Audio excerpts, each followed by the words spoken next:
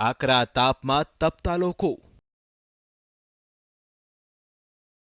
અહીંના લોકોને નથી મળતો આરામનો મોકો. દિવસ આખો પસાર થાય છે પાણી ભરવાની કતારમાં.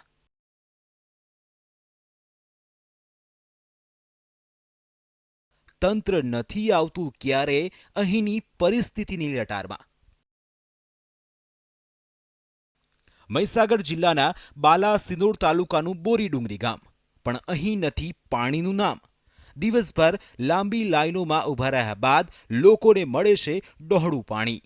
દિવસભર પોતાનો કામ ધંધો છોડીને અહીંના લોકો માત્ર પાણી ભરવા પાછળ કાઢે છે, જેમાં ગામની મહિલાઓની સાથે પુરુષો તેમજ બાળકો પણ જોડાય છે.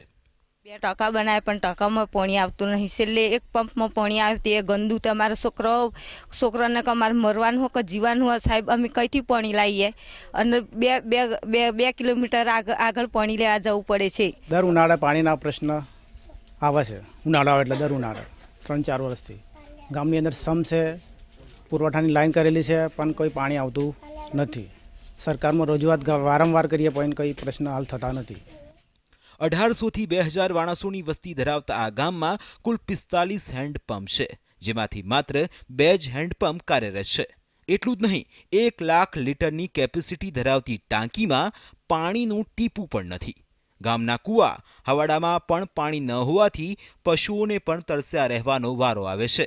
તંત્રને અનેકવાર રજૂઆતો કરી પણ મળે છે માત્ર નિરાશા.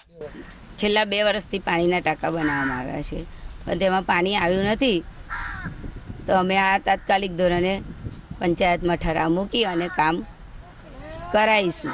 જો કે 2 મહિના પહેલા નવા ચૂંટાયેલા મહિલા સરપંચે ઘરે ઘરે પાણી આપવાની વાત કરી હતી, પણ ઉનાળો શરૂ થતા હવે બોરીડુંગરી ગામ પાણી ન મળતા ભારે મુશ્કેલીમાં મુકાયું છે. ત્યારે હવે ગામના લોકોને પાણી મળશે કે કેમ તે જોવું રહ્યું. Mitesh Bhatia, ETV news, Mahisagar.